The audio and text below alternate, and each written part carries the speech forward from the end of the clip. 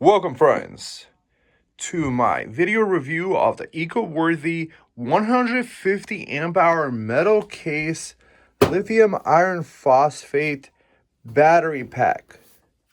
I thought it was important to make this review to share with you the reasons why I've bought multiples of this battery pack and why I believe it's actually the best value on Amazon or online, period, possibly for such a battery pack, and perhaps what you may be wanting to look for in your next battery pack, and what are the advantages of such a battery pack.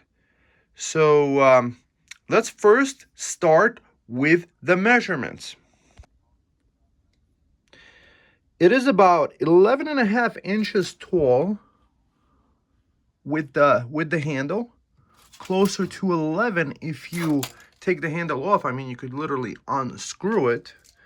And the length of it is about 11.5. However, if you install these terminals that I bought, these are aftermarket, all pure copper or brass ones. Together with that, it's about a 14-inch depth. So this might be useful information for you in case you decided to build a similar system like me. But it would probably be more like 13 inches if you kept the original screws that came with it. And this distance is about 8 inches. So combined together, I would say this is a very ergonomic battery pack. Let me tell you why. Well, this metal handle allows you to carry it pretty easily. This metal case, what I like about it is that it gives you peace of mind that A, it's tougher possibly than plastic, and B, it's fire resistant or fire retardant. So basically put, if there's ever any runaway reaction inside with the batteries, let's say you short-circuited them, well, A, the BMS, the battery management system, should kick in. However, there would not be a fire, and if there was some sort of explosive kind of thing, there's a little blast cap over here. This little plastic thing would probably fly off. So overall, this is my favorite battery pack by far that I enjoy buying, and I've bought multiples of. And this is my own kind of design and adaptation of it. What I've done here is I'm linking all this stuff below. It's an affiliate link to Amazon. So if you decide to buy it, I might get a few pennies for it, which is great. If you don't, that's fine too. So here's the thinking about this terminal. This is an extra length terminal.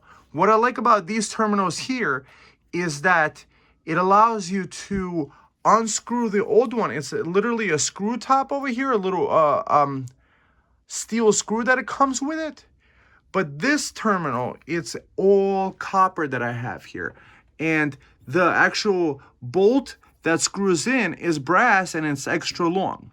What this allows me to do is connect multiple different Anderson connectors. Let me tell you a little bit about Anderson connectors.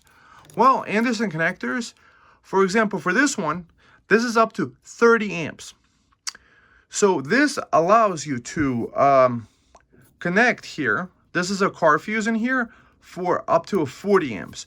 So if there is some sort of short circuit somewhere and more than 40 amps flows through this wire, this fuse blows and it doesn't let any of that stuff affect it. Same way as it would be in a car. In a car, you have this little fuse block where you have multiple fuses going to different relays in your car. So most of the time you're fine. Most things don't short circuit. However, having extra built-in protections is really good. So this is up to 30 amps. 30 amps at the 12 volts, it's probably between 350 and 430 watts, something like that. Depends on what voltage. So if it's at 12 volts times 30, it's like 360 watts can be sent through a single cable like this.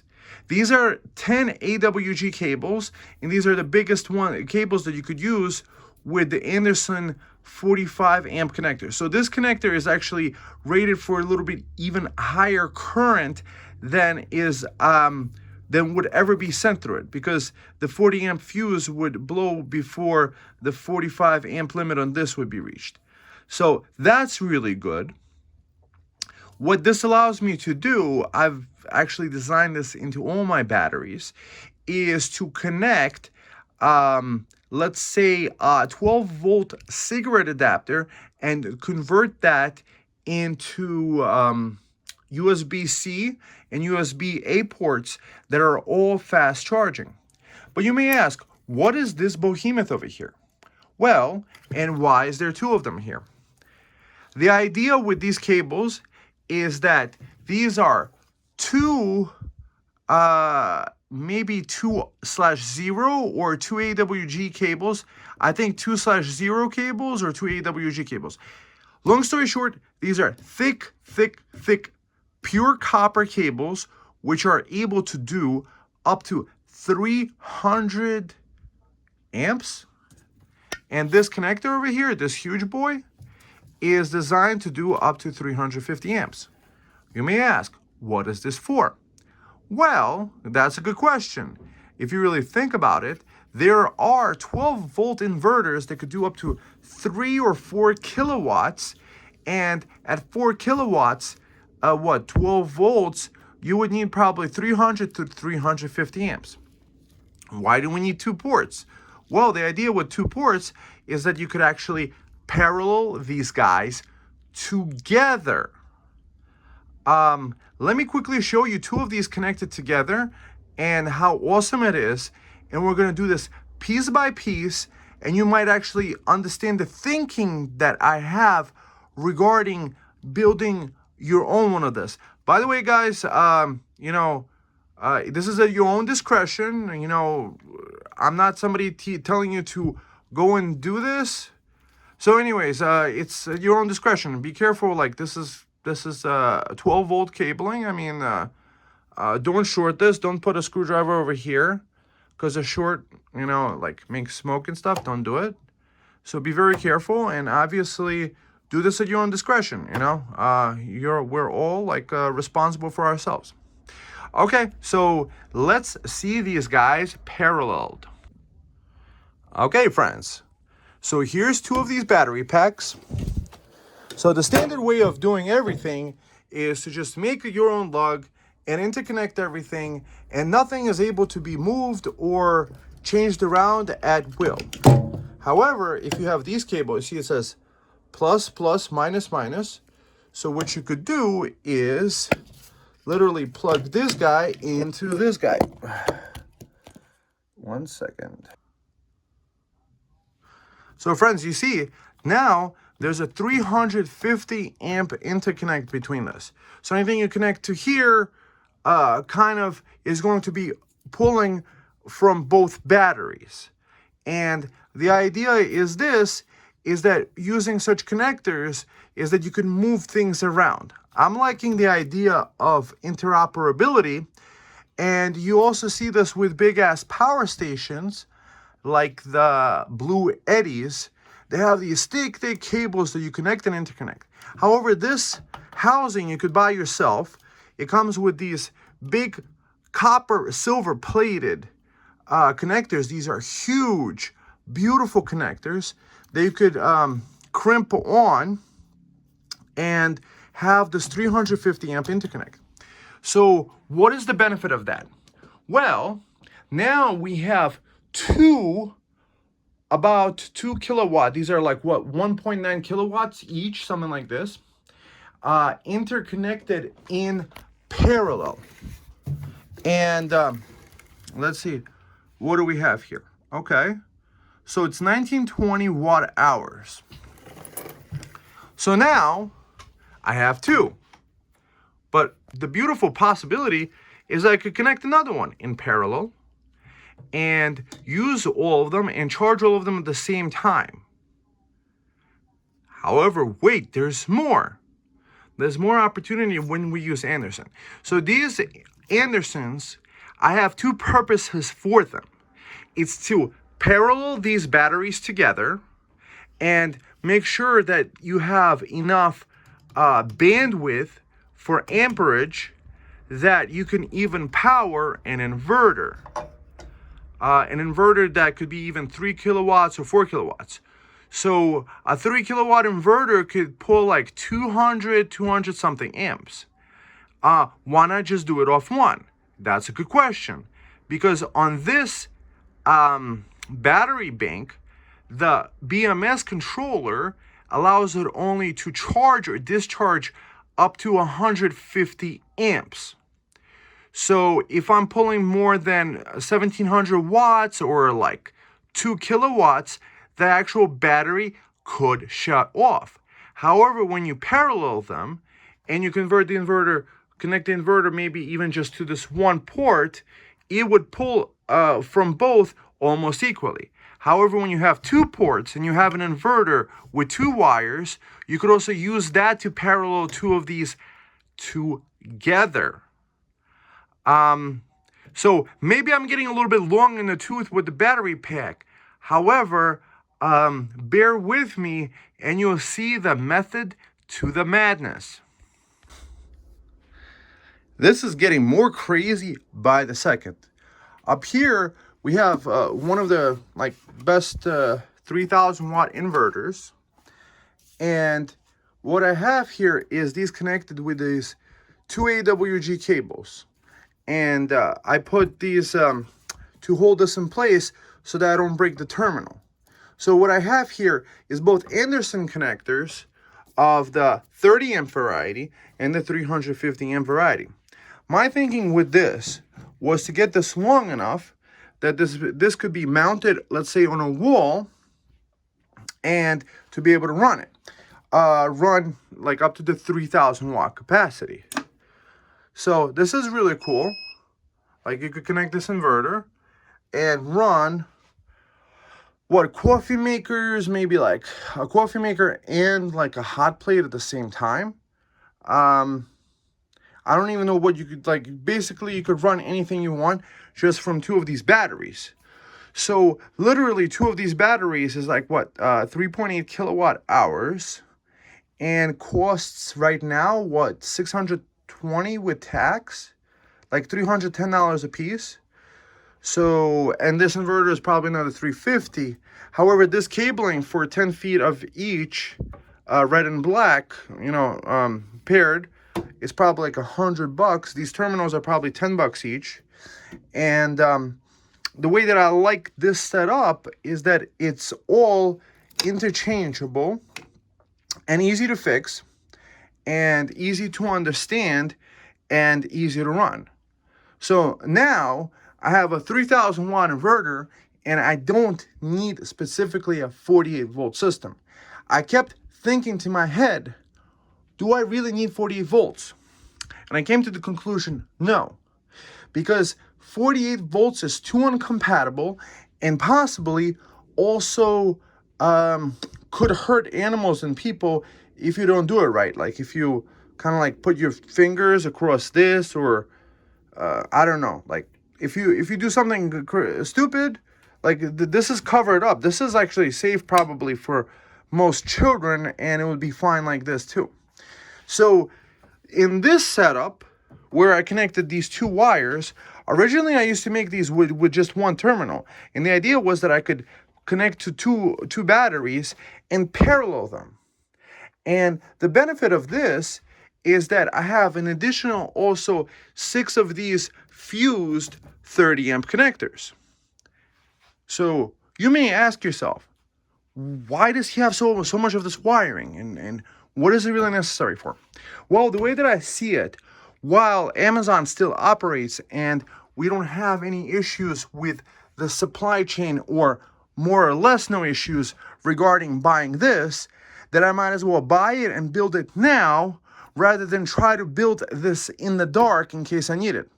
So whenever I need it, I could connect this. I've already cooked chicken with this. So 1800 watts, it was able to pull flawlessly from this design setup. But wait, there's more.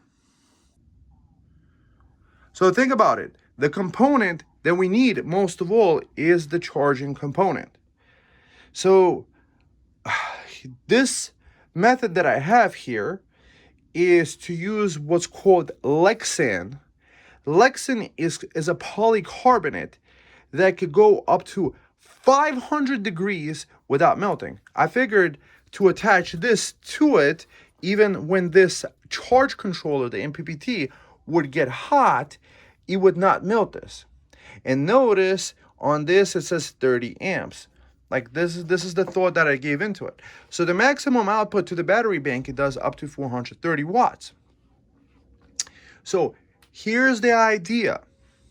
So you could have this like mounted to a wall, and you have terminals to connect that are paralleled with your battery banks, which could be also paralleled with other ones. So you're just connected to two of them, and you could have, let's say, 10 of these banks together. And you have charge controllers that could do up to 430 watts each, and each one could take up one of these terminals. So if you think about it, for a 12-volt battery bank, 12-volt connection, 30 amps, goes through here. And now it's paralleled with these two battery banks because this wire is equal in length. It should more or less distribute the charge from the MPPT equally to all of them. So the way that it would work is that you could literally connect up to 6 of these charge controllers, 6 times 400 watts, you could have what, 2400 watt charging ability from 6 separate strings. With, let's say, if you connected 6 separate strings with 600 watts each, or 3 solar panels in parallel of 200 watts, you could get a steady 400 something watt, because usually with solar panels you don't get the 100 full rated capacity. And the way that this is designed is that actually with these fuse blocks and easy disconnects for solar, so when it's running to the battery, boom, we would always turn on the battery pack first, and over here we could connect into solar. These connectors over here, I've actually put a diode into each one of these. So the benefit of that is that, let's say if I wanted to, I could connect 3 separate solar panels. Let's say 3 200 watt solar panels, because each 200 watt solar panel is probably going to produce, you see, watch my other videos, probably between 130 and 150 watts each. So 150 times 3 is like 450, and this guy could max out at 430. So that's the ultimate idea, and they could literally be multiple different voltages and probably wouldn't interfere because there's a diode in here, in this part. And those are very inexpensive and built into it, and I could easily plug them into this. Plug and unplug, and the plus and the minus are very easy to use. So just think about the idea like this. Let's say you have solar panels. You have multiple solar panels, you have a couple strings, and let's say you have a kilowatt of solar coming in, and you have it connected to over here. So let's say when you're cooking at 2,000 watts, the first 1,000 is probably going to come from here, and the other 1,000, let's say, would come from the battery banks. So you have the ideal system over here where all your power goes through these terminals first. And the thinking that I've gotten about this is from the way cars are designed. And cars are designed pretty well, and run things, and they have these fuses, and it all makes sense to me. And they use DC voltage. So we have the charge controller. We can connect multiple different chargers. And what I also do is I buy those 240 watt Dell laptop power bricks, and 3 of them connected in parallel, make sure you put a diode on there, because the latest ones that I've bought, if you don't put a diode on there, they somehow interfere with each other and actually shut off and don't give you any power, unless you have a diode in here when you're paralleling. So this is really good stuff. So I'm incorporating ideas of circuit protections and circuit breakers to include that. I know this is getting long in the tooth because we're reviewing a battery. However, it's not just about having a battery, it's about having a platform that you could build upon. Right now, friends, I live in the city. I'm looking to buy off-grid property eventually, and the way that I see it is that I literally throw this in the trunk of my car, arrive there, boom, connects 3 solar panels here, and I have multiple of these solar charge controllers, connect them to over here. I can cook, I can run my electronics, but wait, there's more. All right, friends. So what do most of us have? Cell phones and laptops. This little 100 watt, there's actually up to 165 watt Qualcomm charger connected into a PowerWorks with a 15 amp fuse. I like this extra fuse block because the other ones don't have these simple automotive fuses on them. So what this allows me to do is to get up to 100 watts output from the top, up to 30 watts from the middle one, and up to, I think, 30 watts from the bottom one. All quick charges. So now I can operate a laptop or a MacBook Pro very easily. So then there's the ability. So this one already comes with this adapter connected on it. And the best place to get it is powerworks.com. There it's $17. On Amazon it's like $23. Comes from the same place. So if you go to powerworks.com, that's probably the better place to get it. This thing is about like $35, $40. Get this thing called Keep A, which gives you the price history and things. So this is really cool. So now we can charge all different kind of laptops and use those little different USB accessories, which are prevalent everywhere. So now this 12 volt banks turn into this. So that's the idea with this, is that if you need multiple 100 watt, let's say you have several laptops, you can do that with this system, because we have 630 amp plugs here, 630 amp plugs here, and 630 amp plugs here. So we're talking about 18 of them. We're talking about, we could do up to 180 amps? That's ridiculous. No, or more than 500 amps through just those wires. And over here, what I'm showing you is this thing. This little block takes the 12 volt and converts it to a 19 volt output. What is the benefit of this? Well, doing my research, I found that many laptops and many things like this use power bricks that are, let's say, 19 volts. Some of them use 19.5. However, I found that, for example, I had a power brick for 20 volts. So this guy, if you get a power delivery trigger, a USB cable that could do up to 20 volts for this one, basically I found when it's 19.5, you could probably do 20 volts. So the standards are 19, and this one can do 20 volts, and then there's also one in between, which is 19.5. Long story short is that you could buy this, connect your own Anderson connectors, and now you can interconnect anything you want. So for me, the reason why I got this 19 volt is to run a mini PC. You know, those mini PC which doesn't have a graphics card, which only pulls up to 150 watts maximum or 180 watts. Most of them probably do up to 100 watts. And you run it off one of these, and now you have a mini PC running, or if you need a 19 volt to run, let's say, a computer monitor. So now you have a backup power supply, because the way the system works is that you can connect charging connectors to here. Like you could create in a UPS by connecting, let's say, 3 of those Dell bricks which are the 240 watt power bricks. So you don't overamp them. You split the load between 3 of them, and you have the diode pushing it into the charge controller. Long story short, power gets interrupted. Let's say your house power gets disconnected. You continue running off the battery. Nothing even notices it because everything is running from the battery. So the other benefit is you could also connect these charge controllers directly to it. So let's say you have a separate 100-watt solar panel. You could connect this guy.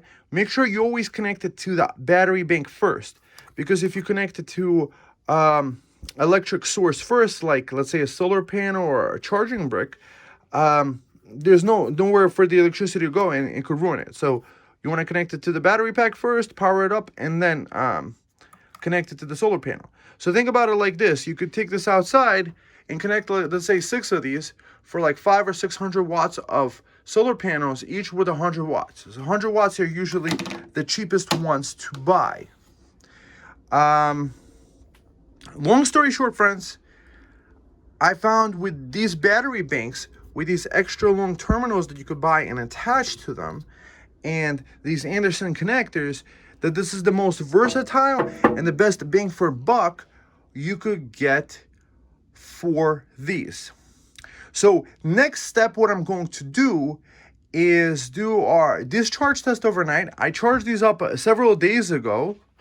Hopefully no charge like went away or something. I know we're doing an experiment here. However, we didn't like cook any chicken in it or anything like this. This is temporarily set up until I move it around. So that's the beautiful thing of this. In order to interconnect all this, you would have like individual lugs, but I could just pull this off and disconnect it. You know, all the benefits of a solar power station without only all the drawbacks of the solar power station. The drawbacks of the solar power station is that you don't have unlimited ports. Here, literally, I have unlimited ports almost.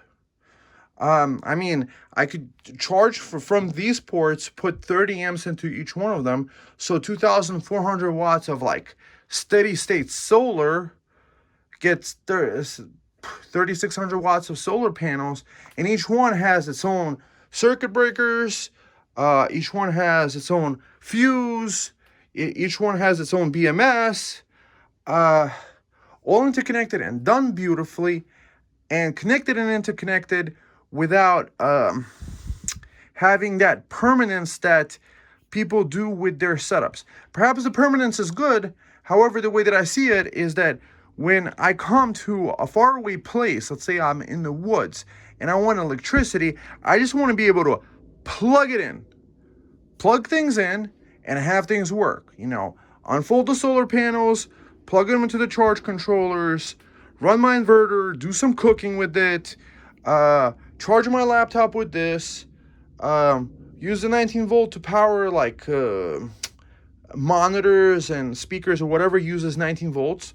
And you could just do so much with such a system. These are not my only 2 battery banks. This is just I see also like this as a beneficial power backup supply. Let's say you have already a power station. You could literally buy a couple of these converters and convert the electricity from a 12 volt and step it up a notch so that you could actually charge one of those solar generators, because those have the MPPT charger controller. A lot of them are up to 24 volts, which is up to like 600 watts, and over 600 watts are usually can do maybe the kilowatt ones maybe to 30 volts, and usually not more than 60 volts. So the idea is like this: you could up the ampage and be able to have these as backup battery banks for the solar generator. So instead of connecting one of these, you connect to a solar generator and use the inverter in the solar generator to power the things. All right, friends. So let's go to the next step and see what battery capacity is this 150 amp hour.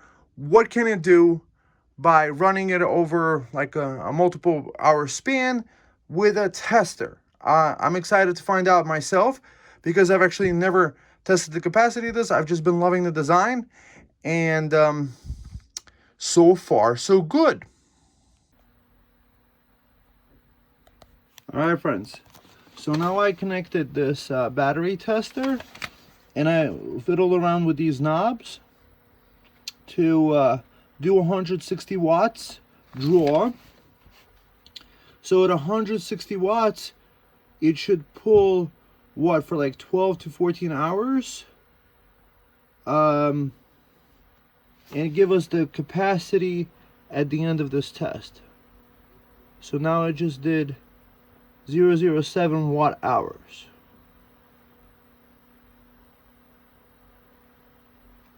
Okay, and this is the instruction manual to this. So we'll come back once it discharges. I'm excited about that. So it just finished discharging, and we got 1876, so 1.8 kilowatt hours out of this battery bank. I would say that's a success, because what? Total would be maximum 1920 watt hours. So yeah, that's very good. It passed the test. All right, friends. So now that we saw that it got 1,876 watt hours out of the 1920 that it's advertised to be, I would say that was a success test, because I haven't charged this battery in a couple of days. Probably was standing around for a week. Then we were doing some of this video presentation. Probably that took up some juice, but we're talking about like a maximum of 50 watt difference. So it did come out as advertised. I love so what do I love about it? I love that the terminals can be replaced. Not every single battery has the ability where you could unscrew the old terminal and put a fresh one like this one. Like, for example, the one of, I have Cloud Energy battery banks, batteries, Cloud Energy. They're pretty nice too. However, what they're lacking is that the actual attachment point where you attach all your stuff, it's limited in size, and then it's attached to the thing, so it's not user replaceable. What I like also about this is the format. So this would probably be easy to stack. If you wanted to, you could always take this handle off, and I'm picturing you could probably stack 12, 14, 16 kilowatts. Very easy to parallel. I like the ergonomic design, that it's reasonably easy to carry. I like the metal case. I like the price. The price is very reasonable. And being a 12 volt, I mean, everything could be done with a 12 volt. Look, unless I'm trying to heat water at like 5,000 watts, I really don't need any more than this, because inverters I can connect to this, like especially with two batteries in parallel, I could do 4,000 watts. That's enough for cooking and most water heating. There's water heaters I've seen that only take 1.5 kilowatts. So you could run a whole entire off-grid system using this. I hope you guys enjoyed the presentation regarding these attachment points that I made, giving this like a revolutionary idea where you're not buying solar generators for $1,000 a piece that are 2 kilowatts and have a limited capacity to be charged, limited capacity to be paralleled. You're getting these things for like $310, $320. I like getting these in the 2-pack. So overall, eco-worthy, good job on your battery banks. I hope to be ordering more from you guys. You know, you guys didn't pay me. I'm just a person that enjoys their battery bank. You see 1920? So we got almost that. Perhaps there was also like a 5% inefficiency running something. So who really knows? Excellent battery. Excellent size, excellent ergonomics, excellent safety design with the blast valve here. I give it a thumbs up. Give this video a thumbs up. Put your commentary down below. watch my other videos. I explore a lot of other different subjects that I'm interested in. You might be interested in it too, such as computers, solar panels. My idea is absolute freedom that people could achieve through having their own energy systems, through having their own computing systems, through figuring out this electronics and living in a new age where we live peacefully, happily, and in great abundance with happy, healthy, prospering, growing families. So God bless you guys. Thank you so much. Talk to you in the next one. Bye-bye.